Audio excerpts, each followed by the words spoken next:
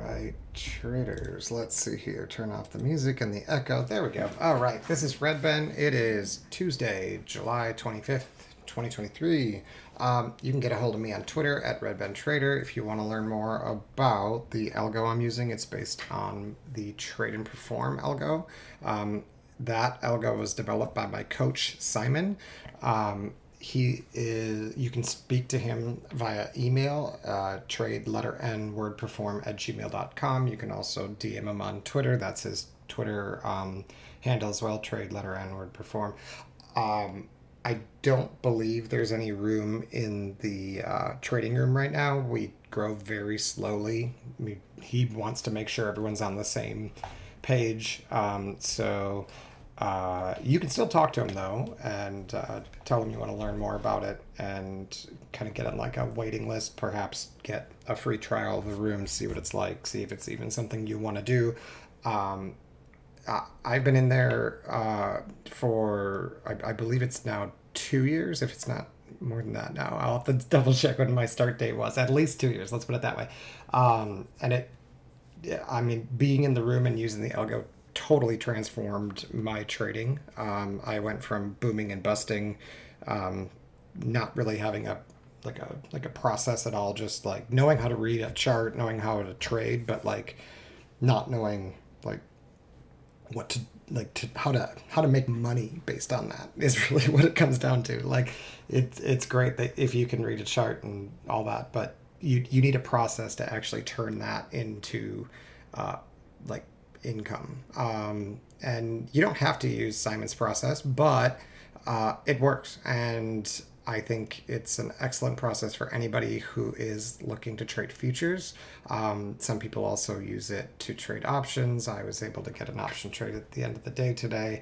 I don't know if it'll work out, but anyway, yeah, that's all the contact info, and I'm not going to be doing any marketing or anything like that. I just want to review the day. Primarily for my own interest and catalog, just so that I can come back and kind of see how it went and what I maybe missed, and then also identify what I did right so I can keep doing that. Because one challenge, whether or not you have a process, or I should say, regardless of if you have a process. If you don't have a process, this problem is a constant problem. But even if you do have a process, you can know what you are supposed to be doing. But a lot of times it's very easy to get thrown off process and to like push the button even though you're not really supposed to. And it's tough for everybody. Like that's not something that goes away. That challenge is always there. But the good news is if you have a process that you've practiced and reviewed and kind of believe in, like you at least can go back and review the day and say like, okay, had I just done everything I was supposed to be doing, this is where I would have been. But if you don't have a process, you wouldn't really have a way to know how you would have done if you followed other rules, right? But with the algo and the setups, I can actually go back and say like, okay, here's one I like caught, and then here's another one that I missed.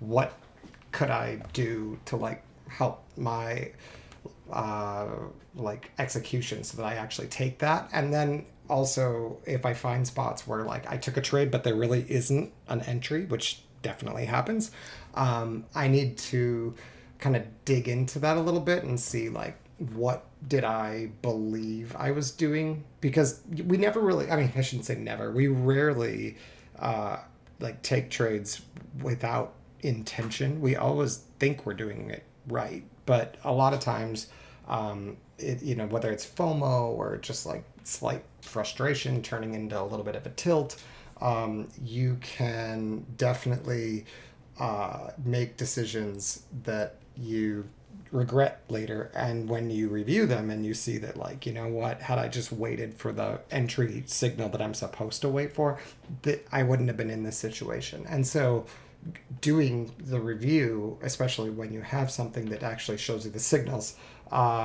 like it can really help like build that into a routine, so that like every day when you do make mistakes, because it's going to happen, you're going to push the button at the wrong time, you can like roll with that, and like whether it's take a break and come back, but like you really start to like energize the belief that like all I have to do is follow the process, do what I'm supposed to do, and everything's fine as long as I don't break my rules. It doesn't mean you're not going to have a losing day, but if within the process, oh, hi, cat. Yeah, that's Ronan. He likes to say hello. Um, the wow, go. There's no one here. I know. You think there's people here, and you want to socialize. He's a sphinx, and yeah, he likes people, because they like him mostly.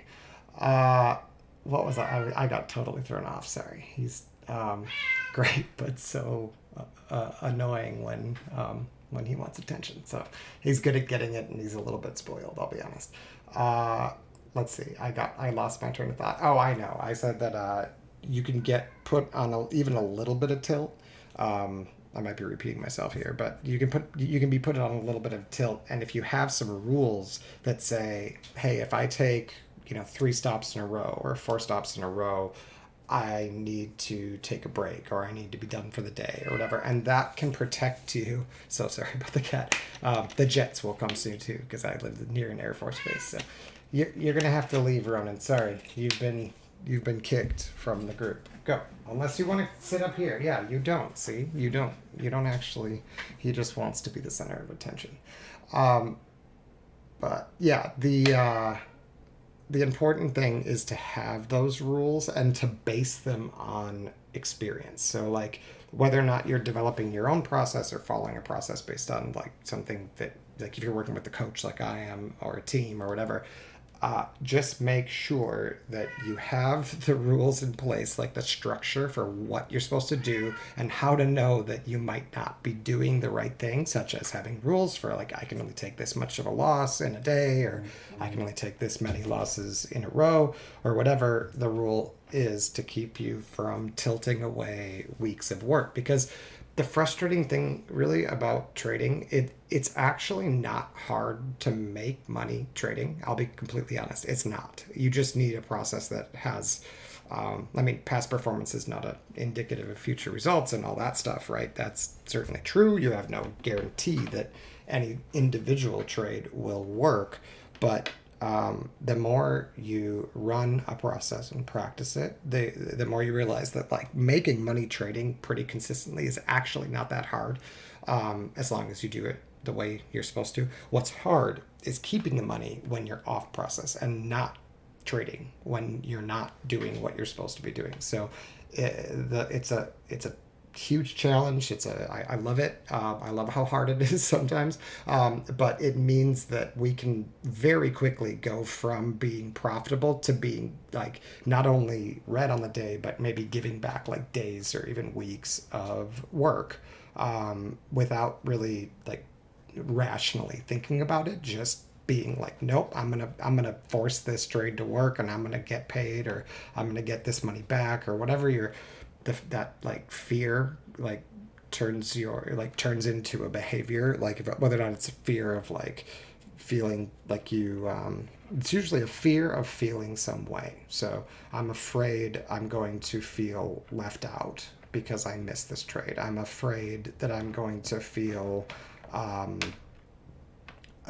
it could be I'm afraid I'm gonna like, yeah, you get the idea. I'm not gonna go. I'm not that kind of therapist in real life, but the uh, the important thing is just to be aware of like what triggers you, and then having a way to go back to what you're supposed to be doing. So Simon has a great process for this. He works with us individually and as a group, and there are few days that very few. I can probably count on like at least my hands, if not maybe one hand, days where I trade the whole day and I don't at least like flirt with some of that, right? I might not go into full tilt, but like those fears come up naturally. Like it's just part of being human, is that like you're gonna get frustrated, you're gonna get upset, you're gonna feel things, and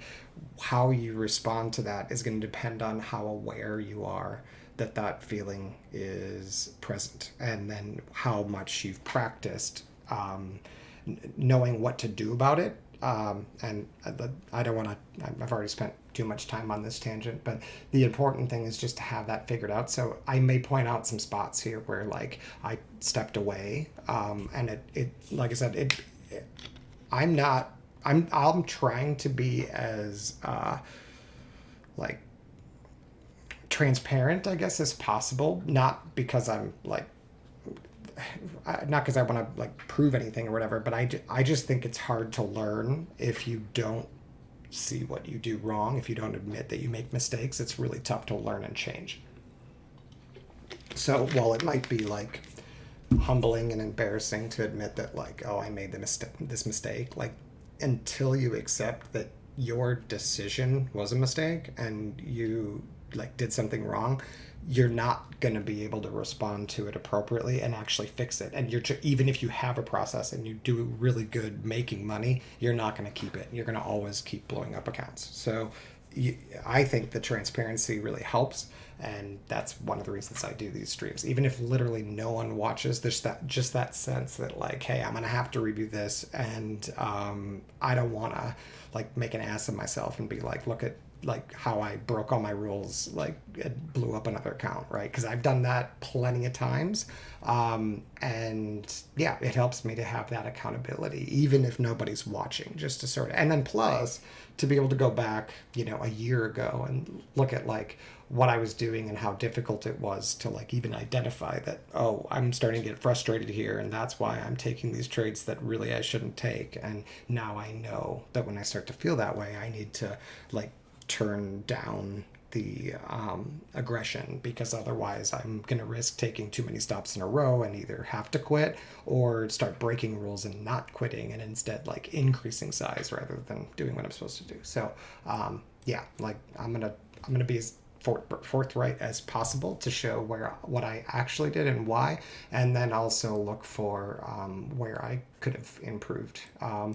So the first thing I do when I like get up to trade is I take a look at the profile, and I want to see where we're trading, because location is a huge part of just the market. Not knowing what locations you're interested in trading is a big reason why win rates. If you're struggling with not getting a strong win rate, and here let me just show you before we even start, before I forget.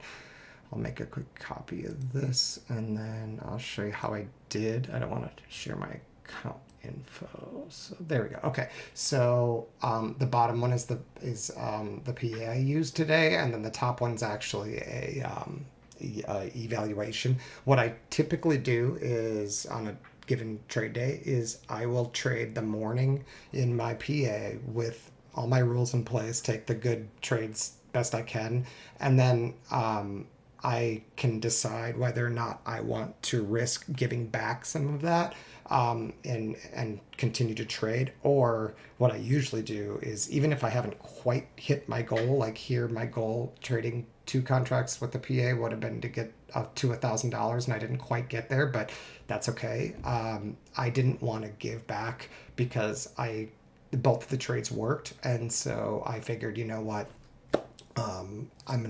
I'm just gonna close down the PA. It's early yet. I still want to trade, and I've got some of these new ideas I want to test out.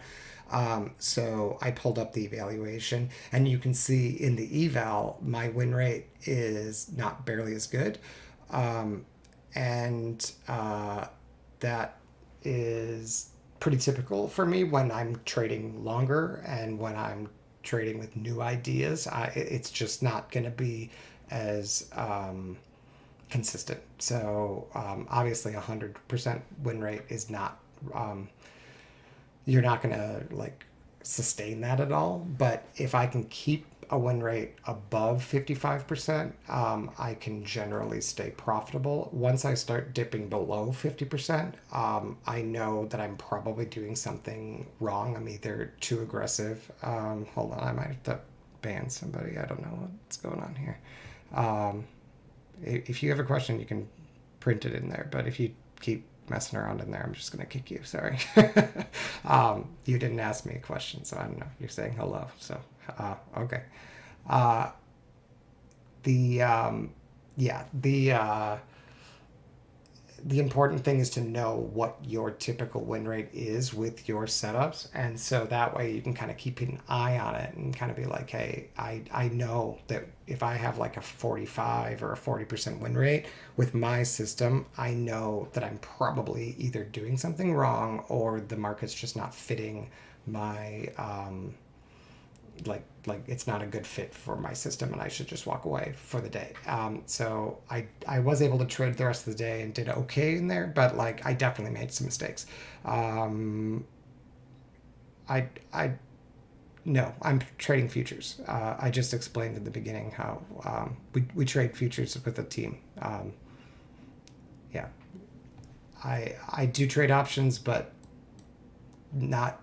I'm if you're I'm not sure what you're referring to, but my option trading is just for swing trading, and my futures trading is just for intraday. So um, I I do I used to trade options exclusively, and then now I've spent a lot more time on futures because I'm way more profitable in futures. The theta is a pain in the ass, and swings are just harder to like land correctly. You're not going to get like high win rates with swing trading, and yeah, I can.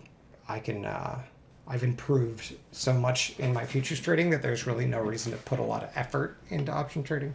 But I mean, there's nothing wrong with options. It's just like why, like from my point of view, like futures have everything I need. I don't need to like complicate it with options, but I will occasionally take options trades as a swing. Um, so, but not really, not very often. So the first thing I do, like I said, is to take a look at the profile and make sure you know like where we've been trading recently, where we're opening, whether or not there's like a big gap from the previous day's closed to the current day's open. And then you also want to be aware of like what we did overnight. So you can see where it says 8:30, that's the regular trading hours, and then the smaller one usually is it says 17, and this is all Central Time. This one is the overnight. So the overnight is useful, but not as meaningful as the regular trading hours. But it is important to know where we traded overnight, because if we breach that range, it suggests that there are new participants here that weren't here before the regular trading hours. But there's always more or less more volume in the regular trading hours. So in the morning, I was looking at it like this. And so these are all color coded. I'm not going to go into all of it, but it's basically just showing where like the regular trading hours volume area high and low is, where the high and low of the previous day is, where there's low volume nodes, where there's single prints, previous what's it called VPOX, and then the POC from previous day. As long as you have those there, I think you can do okay, but you need to know how to use those levels. You can't just buy because like price touches the level. Like that's not going to work. You need to, well, not consistently anyway. But watching order flow and being aware that everybody knows where these levels are, and then to see how order flow changes when we approach those levels, you can definitely improve your win rate, but just by avoiding trading in the spots where you expect a lot of chop. So for instance, a previous day volume point of control and market profile point of control, they're very often very choppy places to trade if you open within the previous day's range. If you gap overnight, like let's say you gap up and then you retrace back to the volume point of control of the previous day, if there are buyers there, that can be an okay place to trade if you want to try to get like a dip buy. But that really only works if you're trending up. And so if you just, even over the last couple days, like you can see that we've actually been dealing with like a little bit of a retracement from the bullish trend on the higher time frame. but we've been stuck in this range. Basically, sellers have not been able to like get anything done, even though they've had plenty of time to do it. They made new lows on each day. You can see like they're going lower and lower, but but they don't follow through with any of that every time, and that's very common for a like a bullish trend that's in like a consolidation or like a pullback phase. So if you look at like a candlestick chart, you're going to see like divergence in volume down here and whatever other indicators you want to use. You'll just whatever however you use it, it's just going to show you that momentum's actually slowing to the downside. So our in the room, we were all kind of watching for the opportunity for a move higher, because first of all, markets usually go up, but also there is no reason to think that we have any momentum to the downside, because if we would have been dropping, this low would be taken out. Now it doesn't mean it can't, right? We could have news or like the econ that came out could push us down, and if it does get taken out with speed and volume, or if one of these levels acts as resistance after that, you have to be ready to change your bias. But looking at this profile, this is not very bearish. This is basically neutral in here. The longer you stay in a zone and trade in that same zone, the choppier and more difficult the trading gets, because nobody's really interested in defending any of this. So from here to here, that whole zone, it's basically fair value. Like nobody is willing to risk money putting more risk on there or taking risk off. They're not going to make any decisions in there. If anybody decided earlier that was the point where they want to get in a trade, they would have done it already. So what we should expect is that, like I said, the longer you stay here, the more we're just gonna sweep right through that fair value, and our primary interest should be looking down here for longs or up here for shorts, because this whole area down here is just not very defendable. Nobody's going to be really interested in down here. It doesn't mean you can't trade. It's just that you're not going to get the big trades. You can definitely still get scalps in that area, and I'll show you a few of them. But when we opened today, we had moved higher. And so we'll go back to the algo to show this. So this is Monday.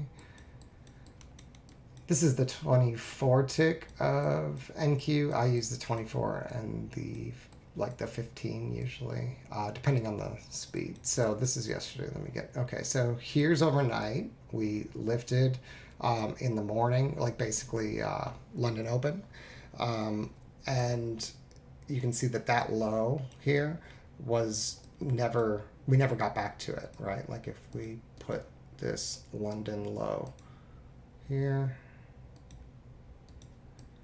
they left the area and like sellers just weren't interested. So they got like a move up, right? So what we should expect is that level continues to act as support if we return to it, but we didn't. So so that's the first kind of target, is if we can find a trade down there after the open, which is here. If we would have gotten something like this, we would expect a lift back up, because on the higher time frame it's all fair value, right? Like we just said, like this whole area is fair value. So if we would have taken this out and then bounced back up because there was a gap overnight, that value area or VPOC can be defended. So but that trade didn't come about, and like I said, that would have been my ideal place to look for longs, but it just didn't happen. So but when we open and we see that overnight all we've been doing is moving up, and then when we move back down, you can see that anywhere that you have these green arrows here, that is positive flows, right? And so if those are defended, meaning it's okay to get under it, but buyers show up when we get down there and they get defended. We should have a bullish bias. It doesn't mean get long, but it means look for long setups. The red ones, on the other hand, are sell flows. So again, it's not an entry, especially when it's bullish, but what you'll see is when the market attacked that level where the sell flows came in, they did not defend it. The sellers did not show up here at all. They just let it go. So that whenever you see this little pattern here where the sellers come in position, if it's bearish, what we should see is that. But instead, we saw sellers come in, immediately get challenged, and that old resistance now was not defended by sellers. So because of that, that old resistance can now become new support in addition to anywhere where they covered on the way down. Because remember how this works. If you sold this with everybody else who sold it, because like sell flows means people are selling, right? So they aggressively sell this. Where do they put their stop? Well, they probably put it up here if they're trading futures, like short term. But some people are going to look to the left and they're going to find a swing high and they'll put their stop up there. So if that's the case, if that's usually how it goes, what we can then do is once we see the red arrow get beat, well, now we just have to make sure that this liquidity is taken, meaning that we should see, if we're bullish, we should see the market take that level. And then we want to watch to see what happens there, because if these sellers are very committed, what they're going to do is they're going to keep attacking that level over and over and over again. Whereas if they're not committed because it's actually bullish and they're trapped, the sellers are actually trapped lower, what you're going to see is this, where we get behind one. Here's the one we beat, right? We got behind them. We collect liquidity here. What happens? Buy flows, right? They get a big squeeze. Now this one was divergent, meaning there was less volume on this move up than this move up, but yet price went higher. So when that happens, it's not bearish. It's called bearish divergence, but it's not a sign that we're going to zero or anything. It's just a sign that the trend, if it's bullish, the trend probably needs to rest a little bit. And so we should not be surprised to see a seller come in here. You can follow him, but your target is the trapped seller. Because when we took his liquidity, the stops up here, that level basically becomes support. Okay, it's just like this one would if we came back to it. So once we've gotten behind it, regardless of what happens next, until we take this level back, we should assume that it's support. So if we put a marker right about there, it's obviously nothing's a brick wall, right? We should expect to find some bullish signals out of here. And our best scalps are going to come off of those dips into there. Now, eventually the market's just going to leave the area and then, that's it. But the same thing can happen at anywhere else where you get the same kind of activity. So here, this one they're lined up here, right? So first, they come in, they sell the market, right? It's divergent. There's less volume here for one reason or another. It doesn't matter why. Buyers are going to assume that we're going to pull back a bit, so they're probably going to dial off the aggression. You don't want to buy right away here. You want to, like I said, wait for buyers to defend that previous swing high that they collected liquidity off of. And this is just basic how to trade. Ronan, stop. So now we just do the same thing and we say, okay, well, if it's bullish still, despite the divergence and all that, then when we should expect to take the liquidity. We're going to steal their stops or whatever. And when we do, if it's bullish, what's going to happen to this zone? This zone should become support, right? Now, we don't know if that's going to happen, but if it does, then we probably can keep buying. So you get them defending with buy liquidity, right? And then they just lift. Now, if they come back, there we go. Let's see if we get, there we go. So there's another one. So they attempted to defend here, right? But look what happened up here. So here, collected liquidity, stopped them out. They tried to defend. See that? Remember this, I'm probably going a little bit too fast for anybody who's not used to looking at order flow, but it's the same thing here. Sellers, liquidity taken, they defend. Why? Probably because of the divergent volume. They want it. And then what they really want is to take this level back, but they couldn't get it, right? We said that this became a good level. So you can take the same concept. You can say, okay, well then this, whoops, here, liquidity gets taken, their stops are taken.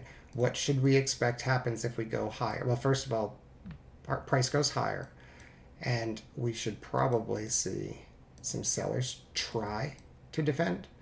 These sellers get immediately smashed, right? So now what we can actually do is move this up, because those are the best positioned sellers that have been stopped out. So we stop them out, and then what happens? They defend again. And now, just like back here, this becomes a location to scalp back to the high.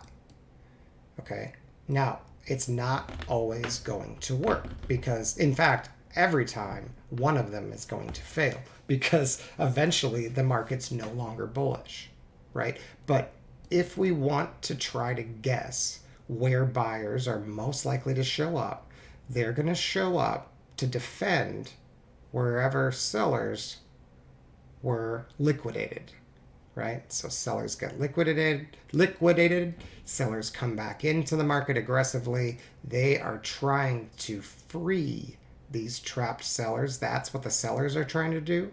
And the buyers are trying to prevent that. And so they get bullish flows.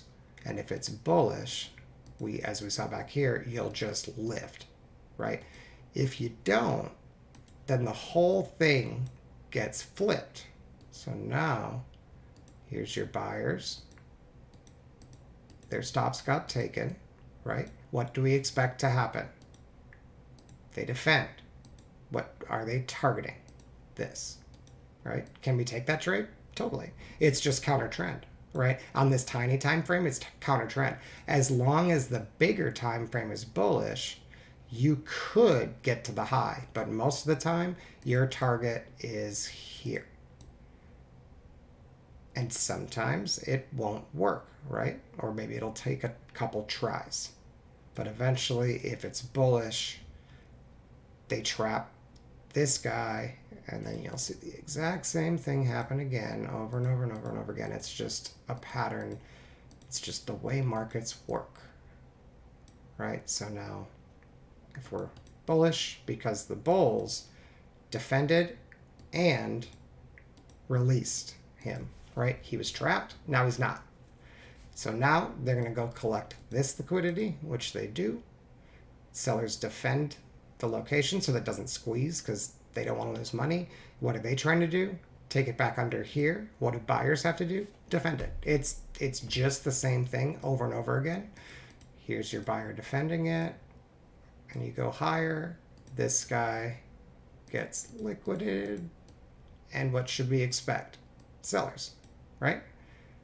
When we don't get them, sellers here, stopped, more buyers. right? There's all of a sudden sellers have given up. Well, all this time, and I'll go back and slow down here and show you the individual trades, but this just is an easy way to sort of see, primarily in very slow markets, an easy way to see where the pivot points are, because every time we took liquidity, we got a defense. Took liquidity, defense. That means on this time frame, bears are still in the market. There are sellers who, for one reason or another, are trying to defend that level. Usually, if you look to the left, you'll know why, because they have a level that they think we're going to, retrace through, and obviously they think we're going lower, and so they wait for another seller to get beat, and then they try again, and then they get beat, and then they try again, over and over and over again, until they can free all of these sellers. If they can't free them, if we can't get any volume down here, remember, it's not just price touching the level. We actually have to get contracts done down here, not just one or two, but like we have to see an increase of volume down here. And when you don't see that, what you're going to get is buyers responding, right? You're not always going to get the arrow, but the idea is that's what you should see in a neutral to bullish market. This is what you usually see. When they stop responding, sellers tried to, so we took the liquidity, sellers came in, did they free them?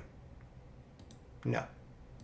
Right? They didn't. Hopefully you can see that here. Let me take away the lines. I'll show you again. So seller, best positioned seller. He's got the best price to sell at 9 o'clock, right? All of these sellers had worse positions to sell. They're off sides. This guy's on sides for a while, right? He gets taken out. Not necessarily stopped out, but we're gonna say stopped out, but he might still be there. There's obviously shorts who hold longer than that, but liquidity gets put. So anybody, if you don't, okay, so anybody who sold down here thinking they got this guy freed, or they might have sold here, it makes sense. They're going to put their stop behind this. That's just what people do. So when buyers defend this, that's their target, right? And we should be doing the same thing. We should be looking for where the sellers are, and when we recognize that they are trapped, we should be hunting their stops. But here, they tried to defend. So as they come down, no matter how far this goes, as long as there's still a seller trapped, as long as one of these guys, as long as we don't get down here, then this level should be our target if we can get a buy signal down there. Now, we didn't get very far. They only went here, but we did take, or we do take, the liquidity. So we've, quote unquote, stopped them out. What should happen next? If it's still neutral, sellers should come in and try again, and their target would be here to try to free this guy so they can cascade down, right? But in this case, they try, but with no flows, okay? No red lines, no red arrows, purple bars only, which I'm just going to say, it's a sign that, buyers are pulling their orders from the order book, and that's what's causing price to drop, not necessarily aggressive flows. So buyers expect sellers to show up here. See that? They just, because they always do, right? Every time we stop them out, sellers show up. So we stop them out. Buyers pull their orders from the order book, and no sellers try to take him back, right? So it's not bearish anymore. If there was a chance that it was going to turn, that opportunity has ended, and we now need to trap a buyer to turn the market. Whereas here, it was potentially neutral on this time frame. Here, it no longer is, and everybody knows it because they're not putting any aggressive flows to the downside anymore. So what do you get? Well, usually you get a buyer aggressively following through. The stars, the arrows are the most aggressive buyers, right? So this one, he's way out of position. He belongs down here at the bottom of the Keltner channel. He doesn't even care. He's just pushing, right? Why? Because there was no seller here. So he's like, hey, free for all. I'm just going to rip this thing to last week's high, right? So he comes in aggressive at the highs. So what that means is if you're bearish and you get volume under him, well, now you can start targeting these other ones. But until that happens, this support should be defended, okay? And oftentimes you will get a bit of a squeeze. But what you'll see here, they once again, buyers pulled their orders. Nobody was interested in buying at the high. And the market pulled back to this aggressive buyer, the point where the aggressive buyer got involved. And we could, just to simplify it, we can say that he attacked again. It's probably a different buyer, but it doesn't matter. The level was defended, right? Because they don't see any sellers up here. They have no reason to think it's just going to stop.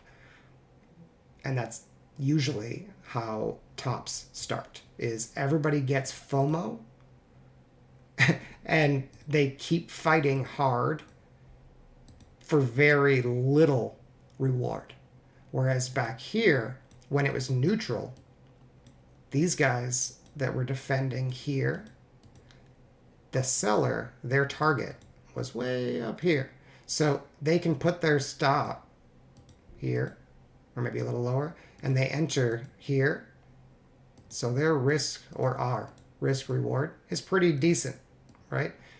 They see no sellers in the market right here, and they suddenly start getting FOMO and putting their hard, heavy entries, big delta, big volume, aggressive buyers are coming in with a high right here, literally like 5 points away. Why would they do that? Because they think that that high is vulnerable for a squeeze. And they're right, it is. But when it doesn't, there's a huge opportunity for a reversal. You just have to trap that out of position buyer, that late buyer. So in my opinion, rather than being this seller, or, I mean, I realize most of these guys made money, but, and certainly rather than being like a seller down here that's trying to take advantage of something that's already happened, instead, we can wait, be a buyer at good position, and then once we see the sellers back off, so here's a seller, he gets taken out, there's all of a sudden no more flows to the downside.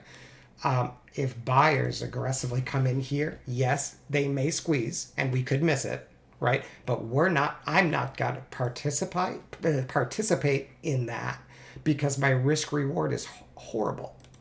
And so instead, I'm going to say, hey, if you want to try to get 5 points and risk 20, be my guest. But if you get stopped out, I will eat your lunch, right? So if I can now get a seller or sell flows to show up down here, well, now I could risk 5 points, 10 points, and potentially get a huge rip down. All I need to do is get one of these poorly positioned late buyers trapped. Now, it's not going to be easy. They're going to defend and defend and defend. Note, this guy made a mistake, in my opinion. Sellers came in at a lower high, which hadn't happened yet, right? Before it was always higher high, higher low, and then take out liquidity, sellers. Now, lower high, sellers at the lower high, buyers showing up, and look at their risk reward. It's awful still. So this guy either just doesn't understand this, or is looking at a very different time frame than me, because that doesn't make any sense to me. And so that one gets my attention. So if I can trap him, all of a sudden shorts are going to be open. It's going to be open season there. Okay, now we need to get under him with actual volume. It can't just be a purple bar. Purple bars, all these purples, and the pinks too, are produced when buyers pull their orders. So why would buyers be pulling orders here? Think about how this works. Where do the buyers put their stop loss? Underneath the swing, right? So if this guy bought here, where does the stop go? Probably right about where that line is, right? He's targeting way up here, but there's no guarantee that he's going to get it. And in this case, he needs to defend, he needs to add to his order, basically. They send another, like, I don't know, flow of buyers to try to defend this, but they then give up. There's no more buyers down here. So here, low, they put their stop down here, and they come back and try one more time, in other words, to defend it, and now that low gets taken out. So do we want to be shorting here where everybody gets stopped out? In my opinion, no. I know a lot of people do it, and I'm not saying it's wrong, but the problem is that is basically a breakdown or breakout trade, and you're likely to have about a 30% win rate, maybe 35% win rate, because unless you have some other way to know which breakdown to take. So that is not the best entry, in my opinion, particularly if there's no volume there. And on the purple bars, because it's Renko, and so it's basically saying like buyers pulling their orders from the order book. If I'm getting that notification from the algo, I know price is moving without aggressive sellers. Most likely that means less volume. Because how do we get volume? We get volume by people like putting orders on the order book and then eating them. And so in this case, buyers pulled their order for the order book and price fell. So there was very little eating going on. It was just price dropping. And so the purple bar tells me, don't act yet. Wait to see what they do. And so at first, they try to defend. And that's like what I call the last defense. That's their last chance to try to protect this low. And they know that this could totally cascade because they've gotten so many like easy plays with a lot of sellers coming in over and over again and getting hit. So they do beat them, but they beat them with a purple bar. Now, this one's got a triangle on it. The red, any of the triangles that are facing in the direction of the bar, not these blue ones, but the red ones, the white ones, the purple ones, and the pink ones. I'll talk about those in a minute. But any of those triangles are basically a sign that in addition to the regular movement of the market, we also had some follow through. So in other words, even though there's no algo signal here, there's no red arrow, right? There's no star, there's nothing like that. The fact that they got a triangle to come after it means that like there were like real sellers here. But the primary reason that the market moved was due to buyers giving up and pulling their orders because it's purple. So when it's purple or pink with an arrow and it gets continuation, it's very likely to squeeze, because why else would that happen? Why would you have buyers or sellers pulling their order from the order book followed by like the opposite side pushing and following through? Usually the next step is continuation and then squeeze. But if they don't get any continuation and this is the end of the rotation, you're almost always going to retrace these, because it takes a lot of energy to print the triangles. So when the triangles can't get any continuation, expect them to get taken back. So like especially the pink and purple ones. So like this guy, he's the end of the rotation. He's almost always going to get retraced fully, right? This one, pink bar, is not the end of the rotation. We get another one. There's a chance, if it's bullish, that his low might be support.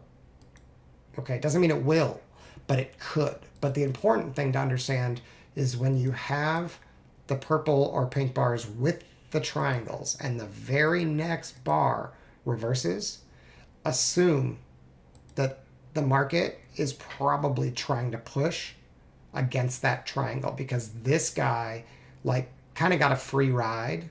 He's pushing, but he's pushing because people are pulling their orders from the order book. Whether or not he knows that doesn't matter, but the truth is if there were buyers pulling their orders here and suddenly they get enough buyers to retrace that entire bar, these sellers are trapped. So getting the triangles trapped, getting behind them, is actually one of the best trades we have. But another way to think about it, or another way to look at it, to improve your win rate is if you can also get a pink. If you're going short, if you can get a pink above your entry, or if you're going long, you can get a purple below your entry, the chances that you're going to have some success are higher, because there's a chance that you might kind of squeeze out of there, because for a moment buyers, for instance here, looked like they were giving up, and then something changed, right? And then if you got a triangle, it's meaning I got some continuation here, and I had a purple bar back here, which means maybe we have some sellers trapped. What would be better is if this purple bar also had a triangle, for instance, here and here. So those guys got immediately trapped, and then they were followed by a triangle in the opposite direction. And what ends up happening most of the time is these guys are trapped, and you're going to do an up rotation before you come back to free them, if you ever do. So I know that's a little bit confusing, but just an important thing to understand is the way we use the purple and pink triangles to actually get into trades is just by watching for first location. Where are they, right? Are they in a place I even want to buy? Do I have risk reward? All that stuff. Who's in control?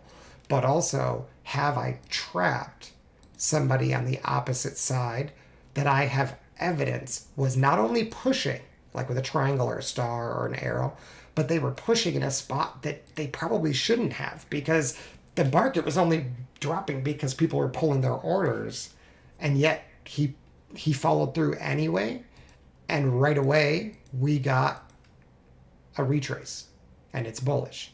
So that guy who put the triangle on the purple bar there, whoever sold here is trapped as soon as we get here. And getting under him is going to be harder as long as it's bullish. The exact same thing works on the opposite side. If you have a triangle up on a pink bar like this, and then you get aggressive move immediately to the downside, that buyer in the purple bar, in the pink bar, is definitely trapped. And the only way they're going to get out of here is if they can trap a seller. So in this case, for instance, this guy was trapped, I said, right? That purple bar was trapped, and buyers got some extension from that. Well, they come back to his level.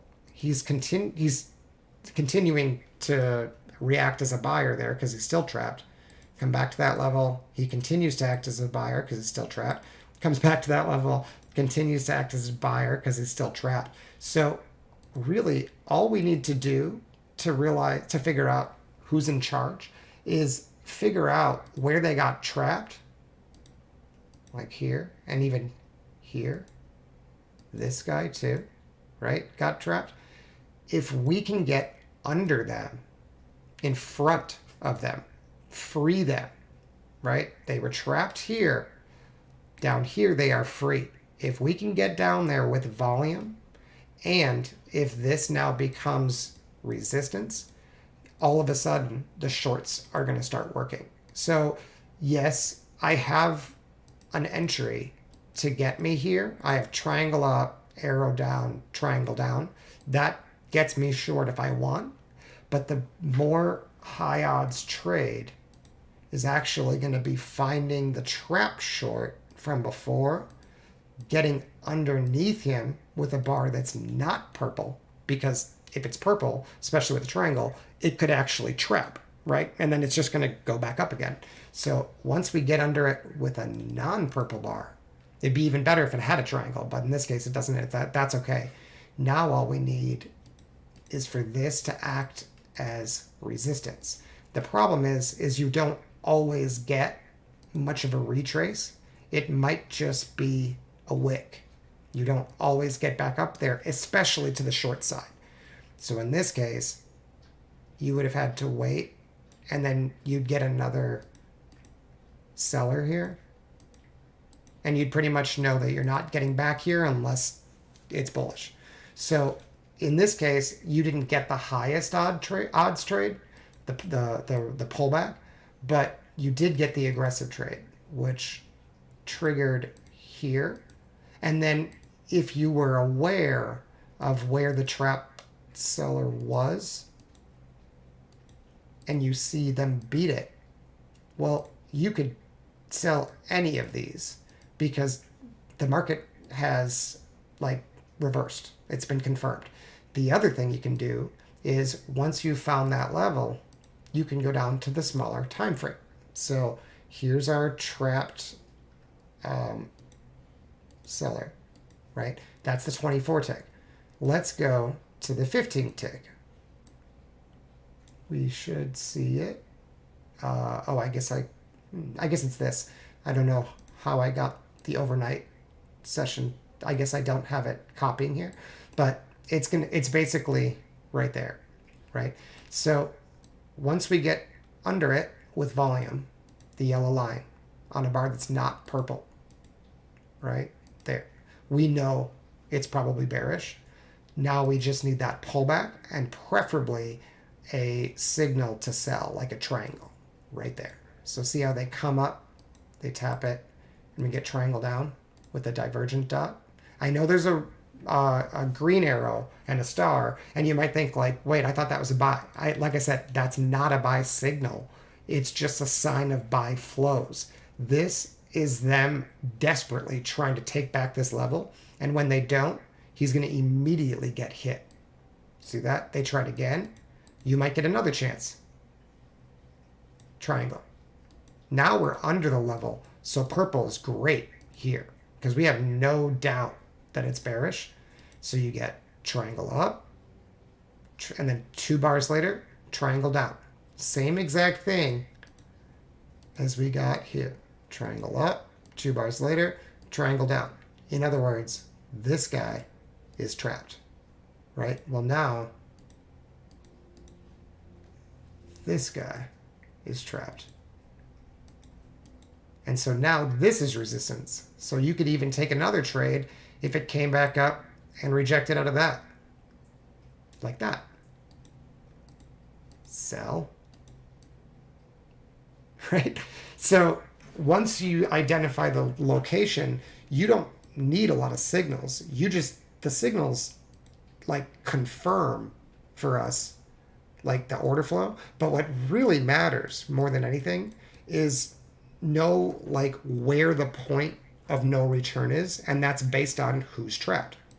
Now we can go all the way back to the left, and all the way up here, I can show you how we can use that exact same concept to find the longs once we knew that it was bullish. So back to, where was that? Overnight, right? Oh, I went way too far. Let's see. Monday. Tuesday. Nope, not yet. Right, okay. So we said this guy here established the bull, right? And then we started trapping sellers. So what I want you to look for is the ideal entries. Once you know it's bullish, it's going to have two triangles, a white one and a purple one. And what that's telling me is not only do I have that continuation here of some sort of aggression, but to the left of me, I have a trapped seller. Now, they're not always going to work, but if you know the direction, it usually will. So this one. Now, this one does not get the second one, but it's still good because it's got a star in it. It's triangle down and then a bar and then triangle up. So there's another way to get that, right? That's a different signal. But even without that like little reversal, because all that is, like I said, is someone trying really hard to sell right into support, and then flows coming in and someone continuing. And so, yeah, it's going to go up. But even without that, like that's a little bit of a complex signal. You need like a couple bars to lay out in that pattern. The way I've got it set up right now is that if you know the direction, all you need is the two bars, the two triangles, and that usually will lift you. Now, you do need to put your stop under the trap cell. So in this case, the trap seller's here. And the way Renko works, it opens here, and then in time, it drops. It'll close once it's dropped 24 ticks, and then it'll keep going down. And then in this case, it didn't go 24 ticks more lower, so it reversed, and then it closes here. So it looks like the open is here, but in reality, in time, it's because it's not time-based, it's range-based. But in time, the open of this bar was actually the close of this bar. So this little wick was put in right after this purple bar. So that counts as trap sellers as well. So your stop, my stop, needs to go under that. But once I get another one, here, the double triangle, that means there's another trap seller. Well, he is, oops, right there, purple. And then it went a little lower, but couldn't go 24 ticks lower. Closed bullish. We trapped them there. So my stop, oops, give me that. My stop needs to go here now, and my entry, in this case, would have to go here. So the only thing that I need to think about is on the chart, is this a spot I want to get long? And then do I know with some degree of certainty that I don't want to be short here? Like there's no buyers trapped. And then where's my stop and where's my first target? And here my first target would be here. My second target would be there. And then if I want to hold her, great. So the risk reward is obviously something you have to think about. And like here you could get in at like 58.50, let's say, because you probably wouldn't get it right on you wouldn't get filled right when it closes, but you could take the trade on any dip down here, and then your stop would go at like 33.50, let's say. So what did I say, 58.50? Yeah. So then you can see to the right you'd get 74, let's say, and it's close enough to one that I would take it if I thought it was bullish. And then this one's clearly good risk reward, and so that one gets hit here. Now notice we get another double triangle here, and that is because even though we don't have a purple bar over here, there is other order flow that suggests that there was a seller down here. So this one is the same as these as far as like how to use it. The problem now with getting long here is I don't really have a target because the last seller is like right below me. So it becomes a breakout trade. It's not wrong. It's just not going to work 50, 60% of the time. It's going to work maybe 30% of the time. This time it does, right? But it's not always going to work when it's out of position like that without risk reward. And then eventually you're going to get one that sets up out of position like this, way at the top of the channel with poor risk reward, right? Because this is your entry. This one's maybe just under 1-to-1. And eventually one of them's going to probably stop like that. So that one stops. It's obviously not 100%, right? If you were trading this tiny little time frame, you could technically say, I think it's bearish. This guy got trapped. Sell. Lifts. Another seller. Sell again. But you need to know that your target is wherever sellers got trapped to the left. Which is here. So you would not expect the market to go much lower than the bottom of that rectangle. So your target would be here. Best case, right there. I'd be out if I was selling because it's counter trend to the higher time frame, right? And then what happens there? You're now at location, double triangle. This one is perfect because we took liquidity, we got the seller to come in, they stabilized and held it. Buyers, right? That is the better trade out of all of these. That's the one that I want to take. Unfortunately, this one was moments before the open and I saw it, but I didn't take it because I don't like trading at that time. So, but we can keep going with this technique if you want to see how it works. Now, whenever you take liquidity, so once we get over this one, because these ones came in succession like that, we took liquidity here. So we need to be a little careful because it's always possible that you just reverse. You don't just want to be bearish, but just be aware that if we take them out and then we get down here and free a seller from before, it can reverse and you don't want to be buying.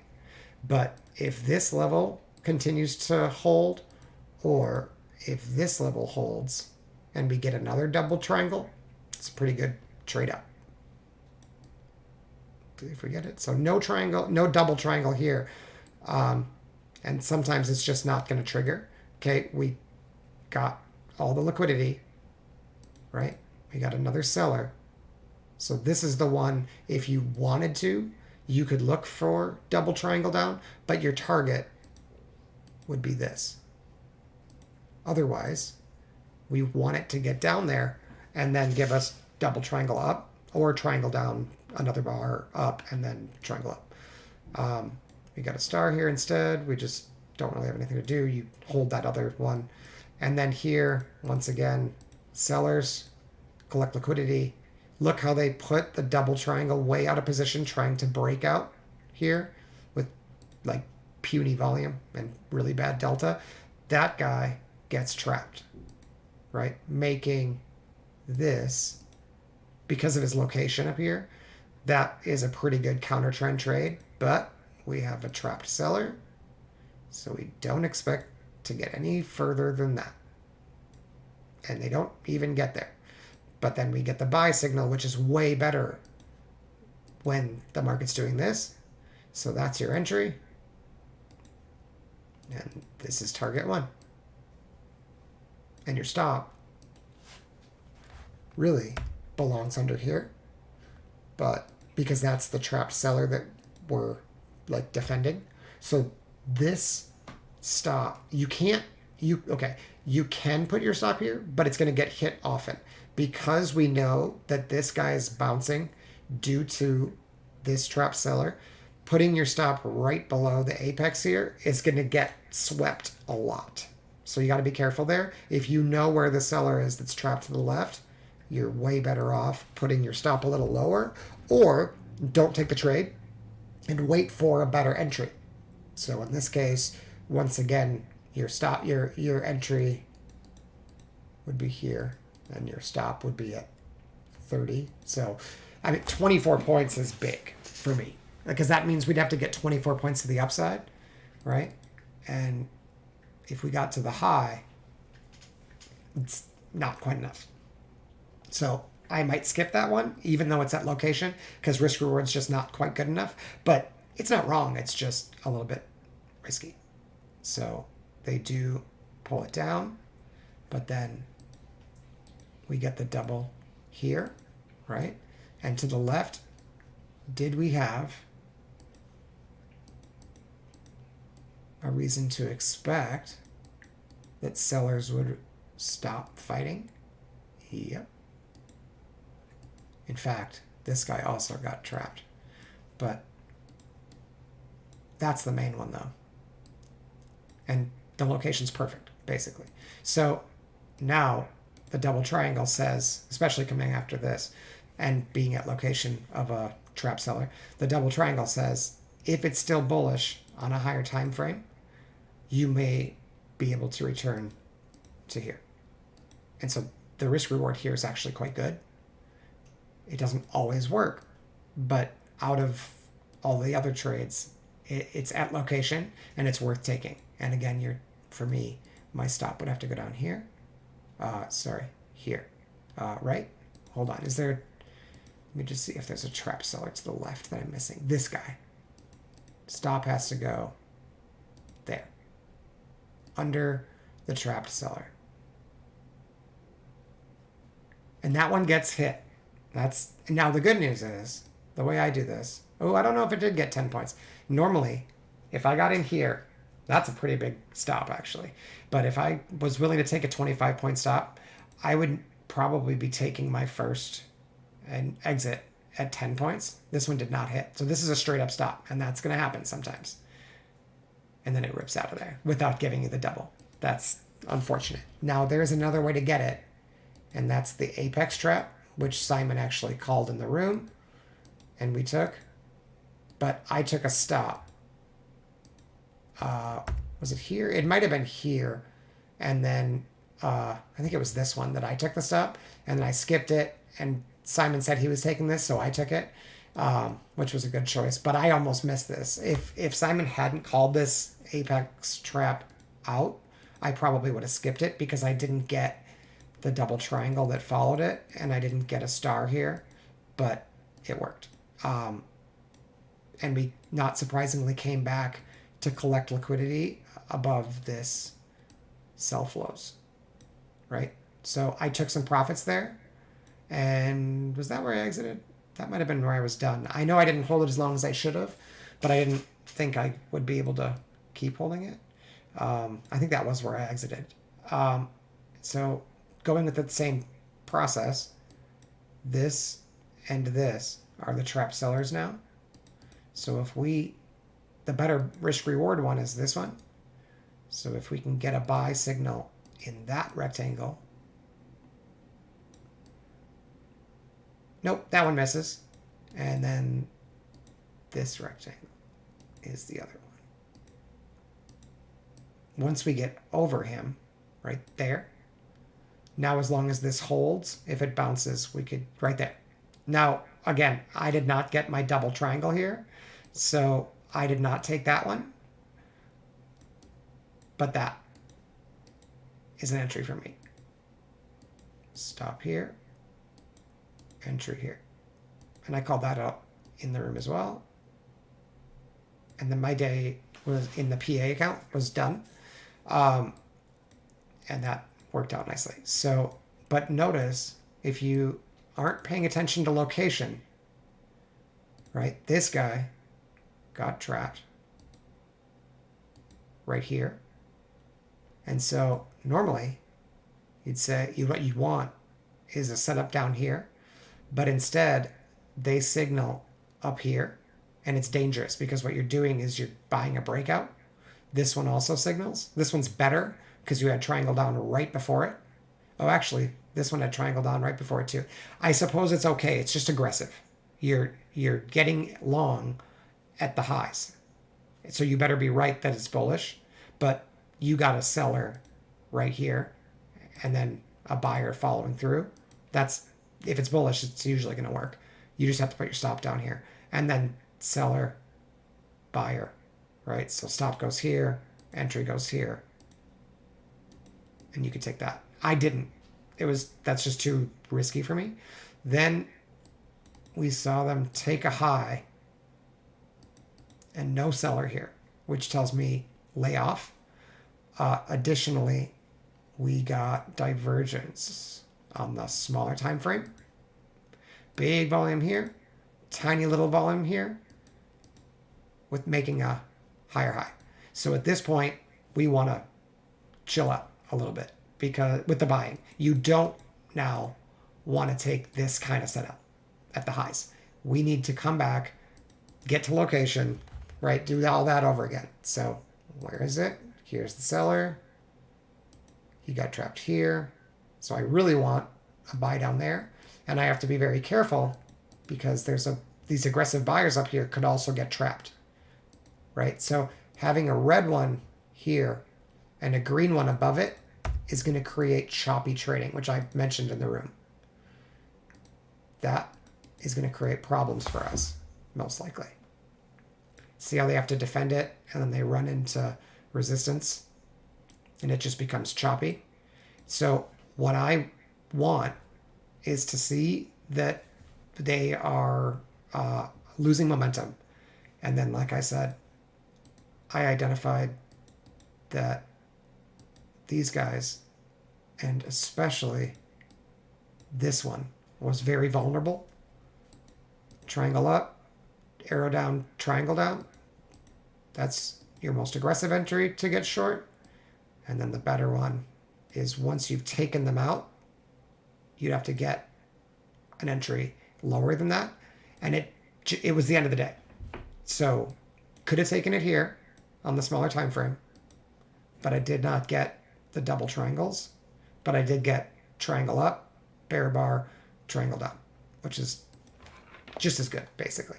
So even with just those two trades, if that's all you did is figure out what direction you're trading, find a trap buyer or seller, wait for the triangle trades, and take entries. I think I counted 3 stops and like a lot of points. You'd have a good day, right?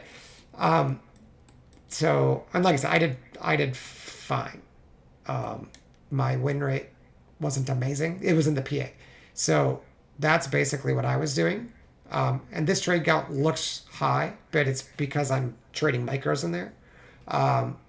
So like with one trade, I might get like 8 micros or even 12. So it just means I can kind of control like the, I can limit losses and avoid blowing up the account for now until I put more money in it. Because every time you see, when you take money out of these Apex accounts, when you get a withdrawal, it's as if you lost it when it comes to like the trailing drawdown. So you have to be conservative again when you pull money out.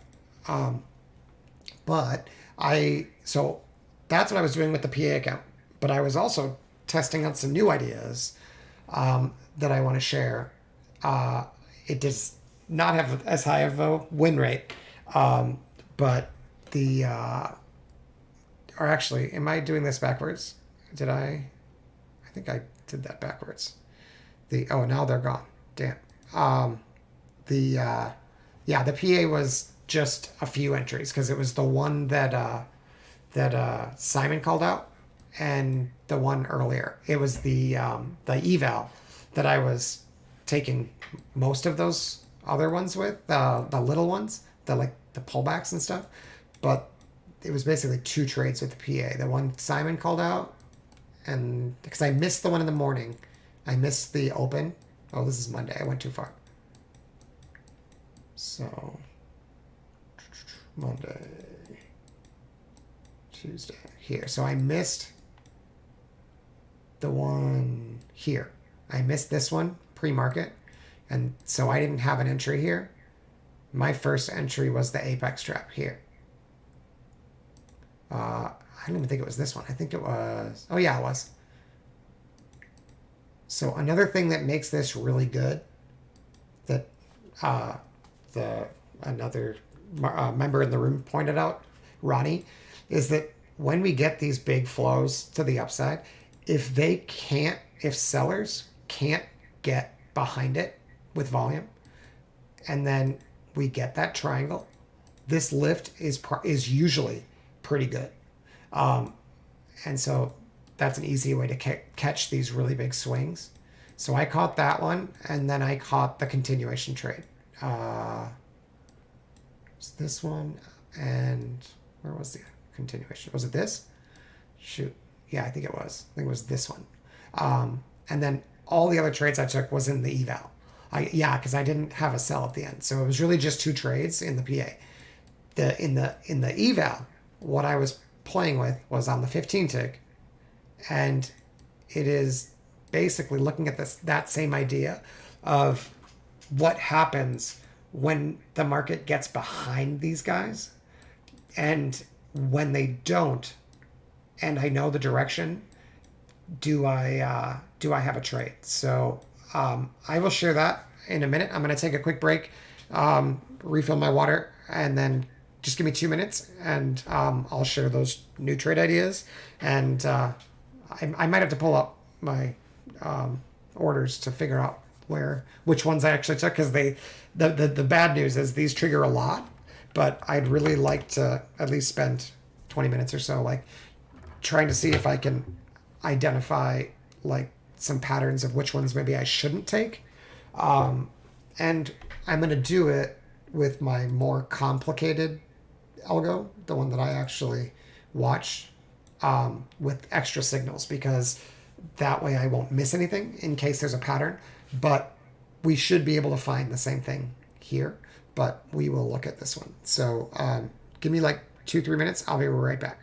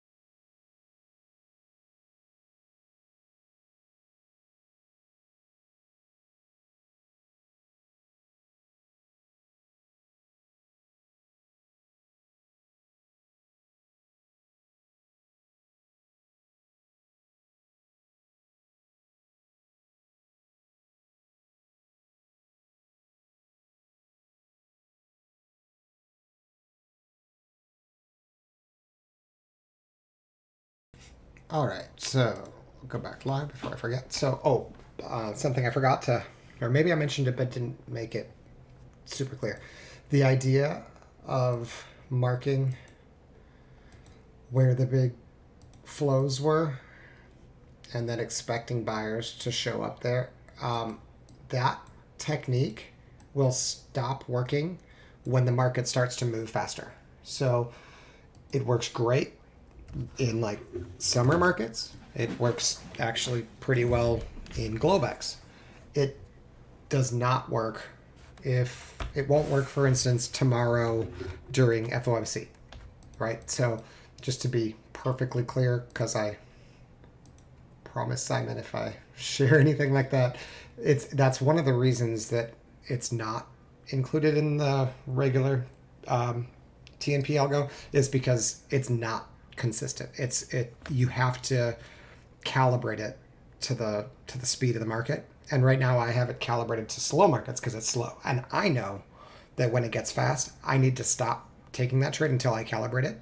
And yeah, so if you're in the trading perform room and you want the signal, it'll only work if you already have the TNP algo, but you can message me on Slack and I can help you. But realize that as soon as it starts to get fast, you gotta stop using that technique. So these techniques I'm about to share are totally just beta testing. I'm trading them in micros with the Apex evals just to see if they work. Not because I need to, because I'm just kind of curious. And I'm always looking for new ideas. So this layout is busier, and I apologize for that. But in fact, maybe we can use one in between. Hold on, let me find. We can do this. We don't need the background. So let's change this to 15 real quick. Bar period. Oh, it already is. Perfect. Okay. So this has more signals, but not every single signal. Oh, wait, it's missing something I need. Shoot. I guess we can't use this one. Okay. We'll use the busy one. So what we're looking at here, I'm actually, I'll take out all the drawings for now from the footprint and stuff. I'm looking for three basic things. With like I said, with these new beta testing ideas. I got to do this kind of fast because I don't have that much time, but I'll at least introduce it. So the arrows are the same as what I was showing before. They're just different colors. That they will work with that. The diamonds that are outside of the bars are very similar to the arrows, but they sometimes will land on the same bar, but they sometimes will show up on a bar that it doesn't have the arrow. And what that's telling me is that there's like added flows, but it's not a reversal bar necessarily. It doesn't have to be. The arrows only show up on reversal bars. The diamonds are basically like similar to arrows, but they don't need to be reversal bars. And so these are going to be potential trap locations. So for instance, when they come in out of position, like at the bottom of the channel, there's actually two channels here. We can focus primarily on the blue levels, and then the midpoint is the gray. The shaded area is just like another likely point where highs and lows get put in, and you don't need it, but sometimes it helps for me to see like how close they are together because it can show me how like quote unquote overbought or oversold they are. Even though I don't like those terms and really use it that way, like seeing what people think the market looks like as far as like, oh, it looks overbought, that can be useful for me. So if it's got a diamond, it just think of it as basically exactly the same as an arrow, only it might not be a reversal bar. So the bar before it might be going in the same direction, whereas the arrow bars always go in the opposite direction of the previous bars. Then the other thing I've talked about a little bit in different, you can look at my other streams to learn more about, is the diamonds inside the bar. So they're red on bear bars and white on bull bars. So what those are saying is the bar before it had a lot of flow. It's actually like volume, pretty like purely, but the the bar with the diamond on it was like a very quick response to that volume. So volume came in and in one direction, and then the market quickly responded in the opposite direction. Now, if that happens at location, so at the end, let's say like at the end of a big move. So like even here, so we have a big move up, and then we get the diamond. What that tells me, first of all, is the bar before it obviously had a lot of volume. So because I can't get that signal unless the one previous had a lot of volume. And that quick response, it's not always bullish or bearish, but what it usually means is I can watch what happens next, which is how a lot of these signals, these patterns work, is like the diamond itself is not necessarily an entry, but when we get another bar that goes in the same direction of the diamond, that bar is going to line up with the big volume bar, which always comes right before the diamond. It doesn't necessarily have the diamond or the arrow or any algos. It often has an X or a star because it might also have an aggressive trader. Oftentimes aggressive traders use a lot of volume, but they're not the same thing, but they often come together. If we get another bar immediately after the diamond inside, which I call speed trap or speed bar, the bar after it is going to be parallel, but going in the opposite direction of the big bar, the big volume bar, right? So before I lose you, because I know that's confusing, usually because of the way Renko is, depending on how deep this wick is, that second bar after the diamond is usually going to have a close lower than the big volume bar. Now, when you have big volume, just like the VPOC of a day, the bars work the same way, where it's a very likely price that for the market to return to. The market likes to return to the point where there's a lot of volume. The yellow line is actually showing where the biggest volume was done, the price with the biggest volume in that bar. And again, we know when we get a diamond on the inside that the bar before it must have had a lot of volume to get that signal to show up. And so this price right here is important because that whole bar had more volume than we expect. And that price had the most volume out of all the prices in the range of the bar. So when we get the VPOC, the dash or the yellow line underneath the VPOC of the big bars, the big volume bars, sorry, if that occurs on a bar that also has big volume, there is a chance that that big volume bar might be getting reversed. It doesn't have to, but what ends up happening, if I can find one that does this, it doesn't happen all the time, but I can look. What ends up happening is that big volume bar becomes resistance. So here we go. All right. The speed trap diamond is red on the way down, meaning that this bar must have had decent volume. And if you look at the cumulative volume waves, this line is like exponentially bigger compared to the previous line. See how, like, I don't know, that one's not that obvious, but it had a lot of volume. I'll just tell you that. So if I draw a line under the volume bar, the bar with a lot of volume, the high volume bar, I should say, once we get a close below it and we get the VPOC to shift down, so we got the point with the most volume dropping, right? It's lower. So now it doesn't necessarily means that there's more volume here than here, but there's an increase in volume as price is dropping, is basically what that's saying. If that can occur and this becomes resistance, that level can be a good spot for a trade entry. So, and I know that's confusing and it's kind of hard, and I might end up having to build another signal that just tells me that this actual, like, it might need a little work. But basically, what ends up happening most of the time is if you can get under it, if this bar is not purple, it can actually immediately drop. But more likely, this bar is purple. And then you get a retracement into the range, which I've marked gray here, of the big volume bar.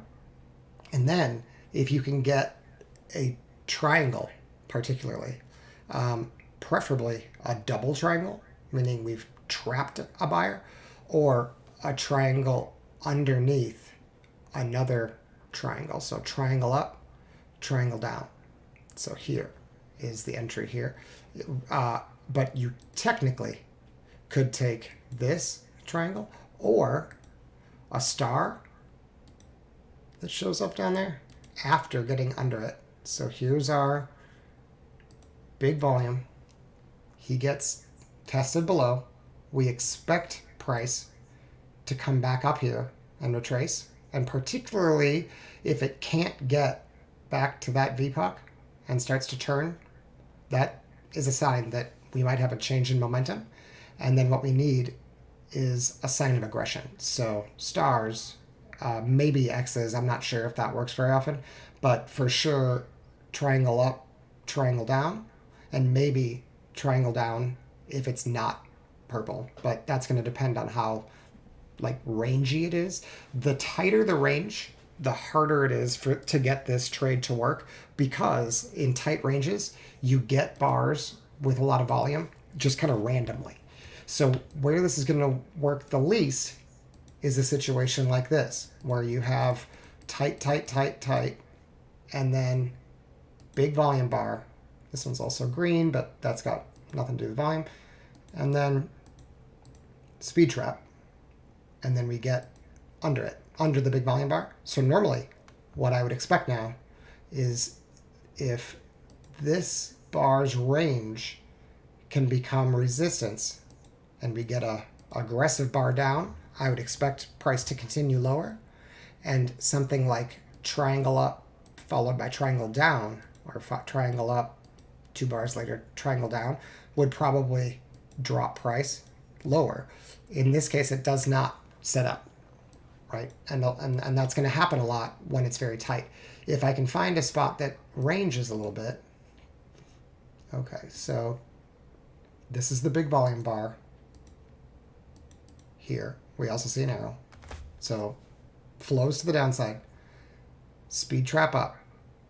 It gets above the big volume bar with VPOC. Now this is on a pink triangle. I'd prefer it on a non-pink triangle, but now triangle down, triangle up gets us an extension. Now we also had a star here, but note that low was not in the range of the volume. So, and it's really high on the channel here, so it's pretty dangerous. You can't put your stop under this. You'd have to put your stop, I don't know, somewhere down here, because this range with all the volume is likely to get tested. So the most likely spot to get a retest is the VPOC of that big volume bar. And like I said, if you can't return to it and you get bullish flows out of here, especially triangle down, arrow up, triangle up, or double triangle up, or triangle down, triangle up, you've trapped this big volume bar more likely than not, and you can get a squeeze. That's how the setup works. It triggered me here and worked nicely. It doesn't always work. Here, big volume bar. I know it's big volume because it's got a diamond inside the bar after it, going the opposite direction. Then we get a triangle bar with the VPOC dropping. I know now that we have a chance that this might be resistance. And this level with the VPOC of where all the volume was, where the yellow line interacts with the white bar, is the most likely price to get that to happen. But I really want my short if I'm bearish, to set up somewhere in here. Now in this case, it does not reach until here, and then it just rips through it. So no loss, but no trade setup. Now there's also the bullish version, which is a white diamond. And when you see the white diamond, what that would set us up for would be the short. Am I saying that wrong? No, the long. So the white diamond shows up when the bar before it had a lot of volume. Getting a triangle up that's not pink in this case, with a VPOC above this VPOC. So here's this VPOC. That VPOC lifted, and we closed above the high. If this isn't pink, you can actually just take that long, if it's bullish, and put your stop underneath the diamond bar. That's going to work a lot. If you don't do that, because it's a little aggressive, you can wait and see if you can get a retrace into this and it holds. Then triangle down, triangle up would be your entry. So it's got to touch the range. So triangle down, triangle up. So this or this. The problem with this one is your stop has to go down here inside the range because it can come back there. Let's see if I can find another one. White diamonds. I've only got like 10-15 minutes here, so I wanted to show the other one too. Here, I think I did this one already. So this one gets above it, triangle down, triangle up. Let's look for the white ones. Right here, this is the big volume. It was responded to with big speed, but it didn't go anywhere. So now I need a triangle up here to be bullish, is basically what that's saying, or a setup where I can target that level. In this case, I didn't get another white triangle. It would have been, I would have had to enter a different way. And once we did get out of there, here, we didn't get a real aggressive exit out of here until we were way out of there. So, not ideal.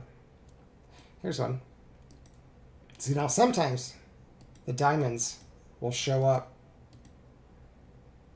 at the highs after a divergent wave. And if they produce a triangle, especially a double triangle, if it's a big wave back here, they can retrace right away. So got to be a little careful with that, like not to miss that. Okay, I've got a little more time than I thought. Hold on.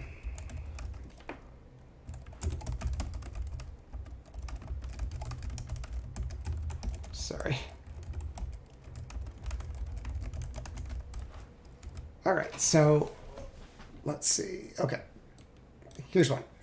So here's the diamond. This is the big volume bar. We get a close above the big volume bar and the VPOC lifted. Preferably, I want the VPOC above the high, but this is still okay. I want it to be bullish to even consider this move, and I want price to come back into here. Okay, this is a little late. We've already moved out and came back down, right? I don't know if this is going to work. But double triangle. Yeah, so your stop would need to go here. Entry would go here. And the problem here, if you look at this dotted line, I love that. I've learned to use it better. I've shared it with a few members in the room. If you're in the room and you have the algo, I can help you add the dotted line. What that's showing is it's where the VPOC was over time. So it's the price with the biggest volume over time. You can get it from the footprint. And what ends up happening is it becomes support and resistance often in the future. And so here, it's actually not that bullish. And we never took liquidity behind this diamond if we were looking here. And since it's bearish, or at least not that bullish, I don't know how bearish it is. In this case, I think it was actually earnings, so not really tradable, but still kind of interesting. If we want to take a bull trade, this one has a lot of volume, right? We know that because the diamond follows it, the white diamond follows it. So the volume was put in at the bottom of a big range. The better trade when you have this kind of fast, big range PA is actually just to buy this or buy a pullback and put your stop down here, because you've potentially trapped a big seller and you could squeeze out of here, but your target is the dotted line because it's bearish and you're counter trend. Once it rejects off of that, so if you notice this action and the VPOC, where that line is currently, the dotted line, see how it rises, and then they run into this, and then it falls. Once it's fallen, you really need to get over it for any chance to turn this around, because it's bearish, and the price with the biggest volume is actually getting lower and lower. So while you could just rip through it, and we did this morning because it was bullish, you're going to need something more usually to really take this trade. Now here, if we would have taken this low out, I'd say, well, maybe it's divergent, but we didn't take the low out. So the right thing to do here is nothing. The right thing to do there is wait for a bearish trade, because whenever this VPOC from before is acting as resistance, and we can't break over it, and then the VPOC itself drops, meaning there's a price with bigger volume now lower than the price with big volume that acted as resistance. I mean, eventually we'll get over it, but for right now, like, if anything, buyers are trapped, and I don't want to join that side. I realize price did get over the dotted line, but we didn't get the yellow line, the VPOC of the bar above the dotted line, the VPOC over time. So there's just no evidence that there's a change in momentum. Now here we do get the bar above it, above the line. So there's a chance now, if this holds down here, the support is defended, we could now lift, because we need to get volume developed above that. But if it doesn't hold, then it's still bearish. So here we go. So they get apex trap, right? Test below, failed to go lower, close back inside of the range of this, what we call an apex, the swing low, in one bar. You need to get a triangle here because you're looking for a reversal. So triangle up or nothing. No triangle, no trade here. So this low, they tried to defend it and they failed. There's no trade here other than maybe a short. Yeah. And so they can't get that to work out. The delayed triangle is not good enough. And once again, if you look closely, we could not get the VPOC, the yellow line, above the dotted line on a regular white bullish bar again. So here they did, but then they gave it up, right? They have to hold the support, and then they need to get a bar that's not pink with the yellow line above the dotted line to have really any chance of reversing. So I'll show you. So here, this one got the VPOC of the bar above the dotted line. There's a chance of reversing, but since we're dropping, the previous VPOC can act as resistance. So you're trading against the trend, and so your odds are just lower. Now this has to hold Otherwise, you got to start the whole process over again. And look where they... So this is where all the volume is. The price with the biggest volume. And the further away we go from that, the better your odds are of taking a counter trend trade. But we need a triangle up. There. This is an acceptable counter trend trade because I can target this VPOC, and sellers have been unable to shift that VPOC lower, even though price fell quite a bit, right? And then we get a triangle. Now, if they shift this down and we fall below it, they're probably coming for this low, and we can just get out and wait for the apex trap. So let's see what happens. I don't actually know, because this was during... this is totally impossible to trade. This is during the Google release of the earnings, but it's just kind of interesting to see even what the algos are doing. So they come all the way back towards the VPOC, which makes sense, and they reject with a diamond. What did we say before? When things are moving fast and range is wide, these diamonds inside the bar are good entries. There we go. So it comes all the way back down. We still have not gotten VPOC to shift. So on this triangle, whoops, this one, as long as your risk reward to the time-based VPOC is good, you can take it. But if it turns, or if the VPOC shifts, this needs to hold, or be defended, I should say. Otherwise, it's over. So purple bar, there, it's not defended. We got the VPOC of the bar on a non-purple bear bar below this swing low. It's bearish. So now we need a triangle, and it's going to be really hard to get above that. Yeah. So once you've lost one of these swings and they put volume under it, especially if they act as resistance now, you basically need to trap a seller. So this is, this is an apex trap. And we got bullish flows followed by triangle. That's a decent trade. It can be the low. You prefer to see that after testing under this low. Otherwise, you might just be coming up here and rolling over into here. But VPOC's still way up here, so you could target this if you wanted, because this suggests that we've potentially got sellers trapped down there. But you better have good risk reward, because it could just reverse. Yep. Because you're trading counter trend. So risk reward's good, but win rate's low, right? You're taking counter trend apex traps with resistance right there. If it does break that, it's going here.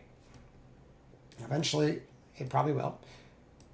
Apex trap, flow, bullish, triangle up. You can try it again. Now this one's a little better because stops down here, entries here, first target is here. So you almost got 1-to-1 on that. There we go. 1-to-1. Now the other one just, oh, and look, I missed this. The VPOC shifted down on that flow.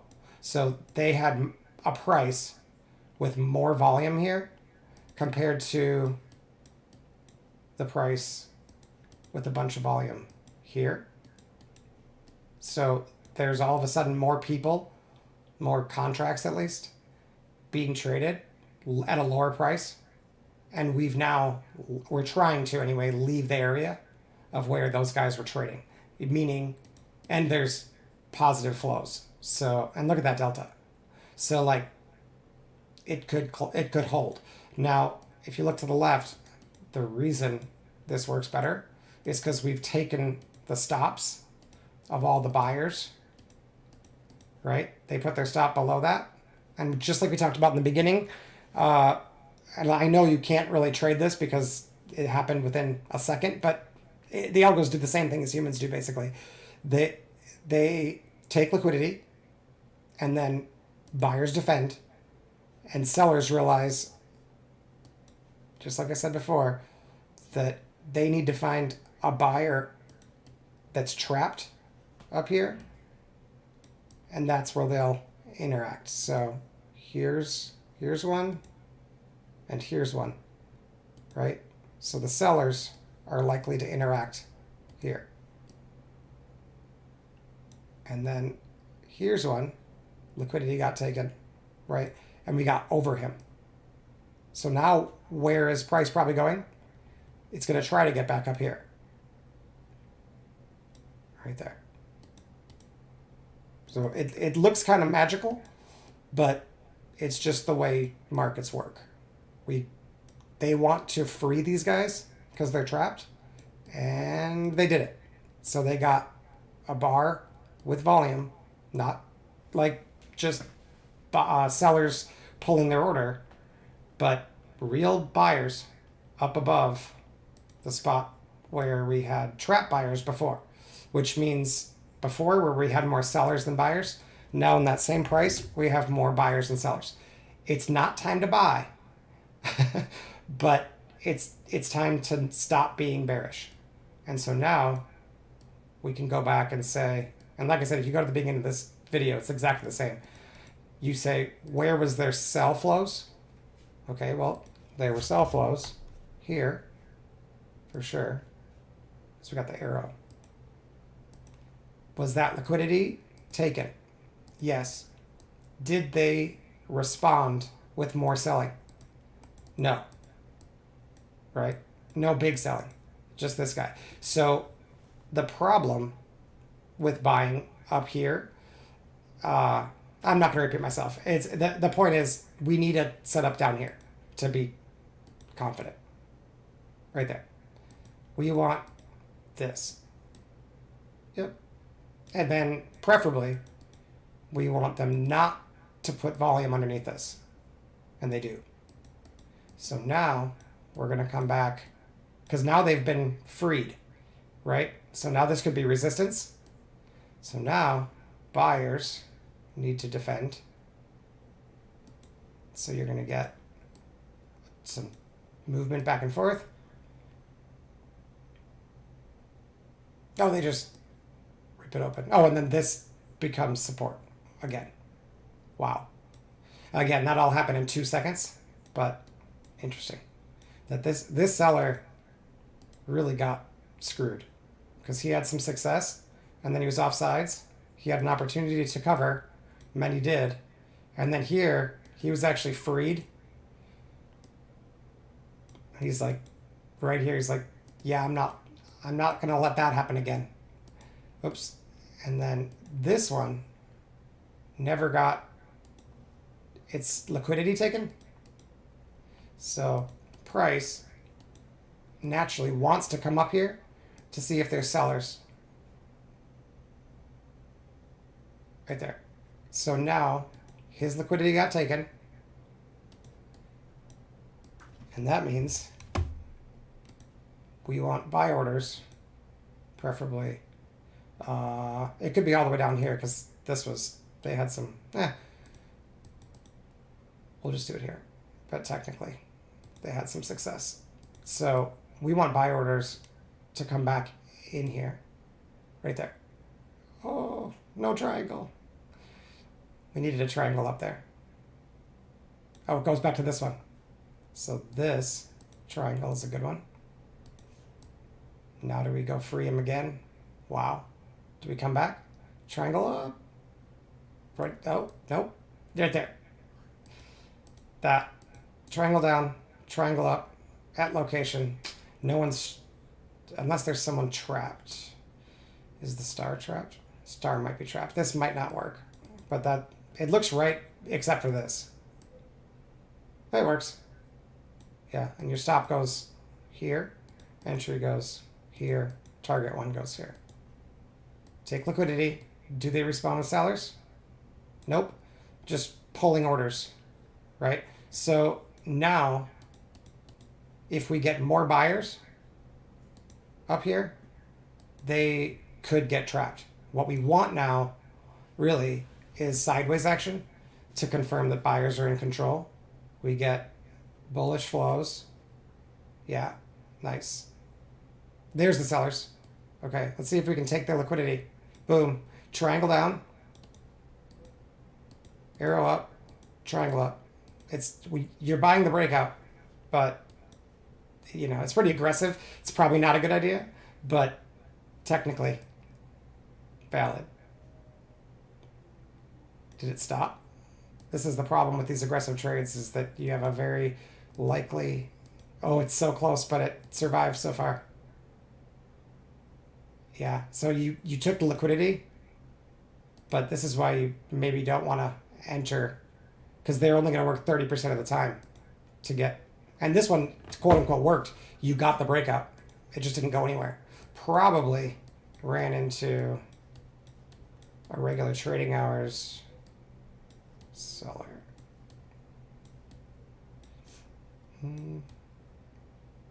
Oh, interesting. Nope. Okay. Well, anyway. Okay, so I talked about the...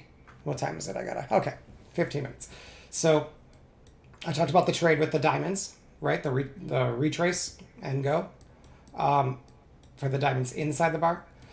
Let me show you something kind of cool that you can do with the arrows and the diamonds outside the bar. And again, these orange diamonds and green diamonds, those diamonds are showing bullish flows regardless of what happened before. And the arrows are showing bullish flows, order flow, when the previous bar was going in the opposite direction. So it's like a reversal. Neither one of them are entries. They identify locations and direction of order flow. Like I said, once you've gotten one, our buy orders, if it's bullish, will preferably come in down there, and we want to see them defend it. It can get an entire bar below it and still defend. It's just, let me go back to like Monday, because then it's like new information.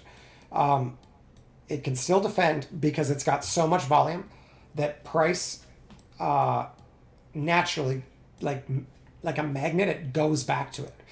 So when you get one like this, sometimes if the location's right, it might just leave the area in that direction, right? That is hard to catch, and I'm not going to get into that. There is ways, such as divergence and other setups, like lining up with them. But the setup that I'm beta testing is when I get one, if the market pulls back underneath them, but only with one bar or only purple bars, and we can't get the VPOC of the bars, the yellow, to get underneath them on a bar that's not purple, so a bar that appeared because sellers actually entered the market, not buyers pulling their orders from the market, from the order book.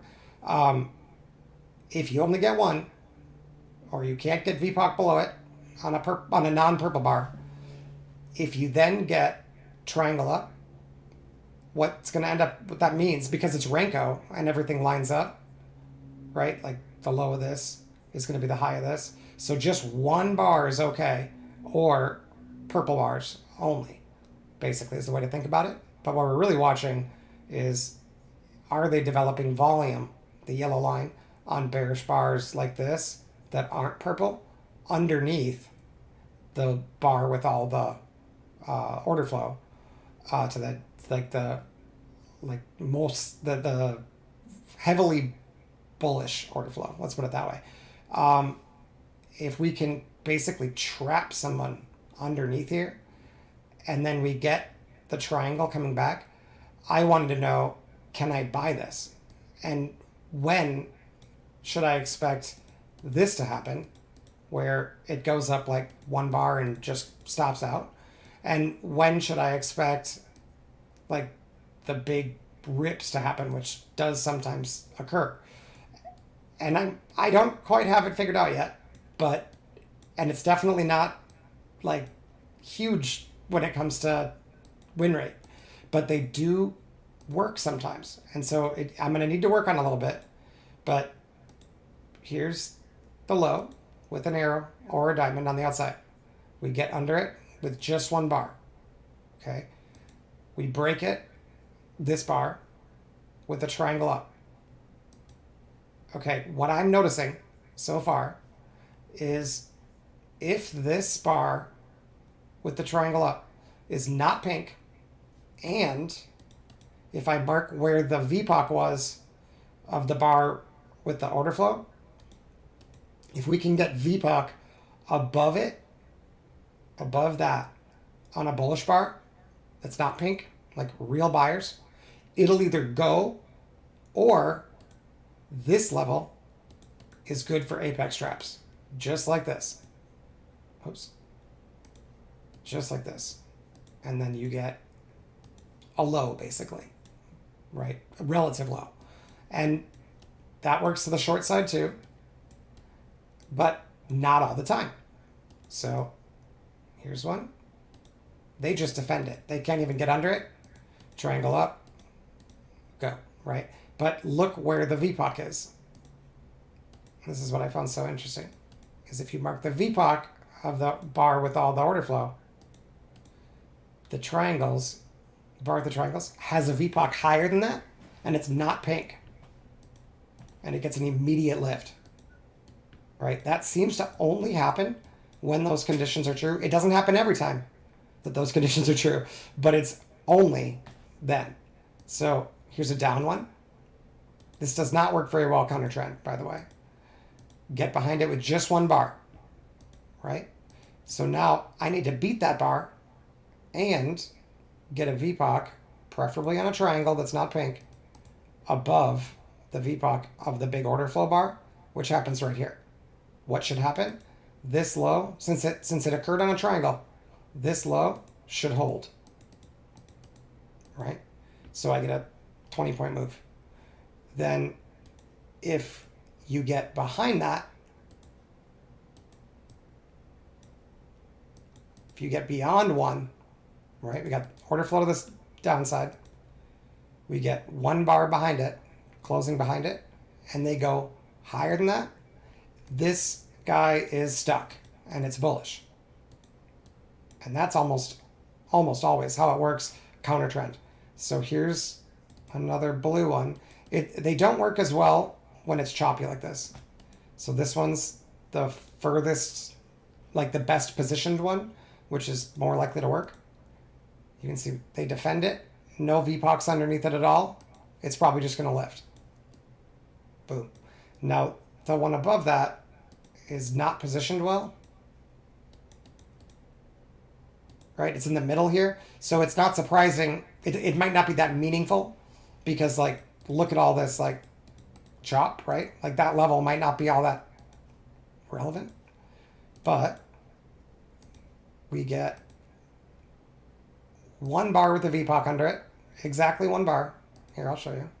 It's the only one that's bearish that gets a VPOC below it. See, the next one is bearish, but VPOC's above it, right? I guess I should say it's the first one. This one's got VPOC below it. What did I say above it? Below it. But closes bullish. VPOC below it closes bearish. We need to break that bar, preferably with a triangle. And if we beat this, it'll go higher. Now here we broke it with the trapped bar down here with a pink triangle. And so sometimes that's going to create an apex trap opportunity. Here it just lifted anyway, but that's probably because of the choppy nature of the price action. Let me find another one.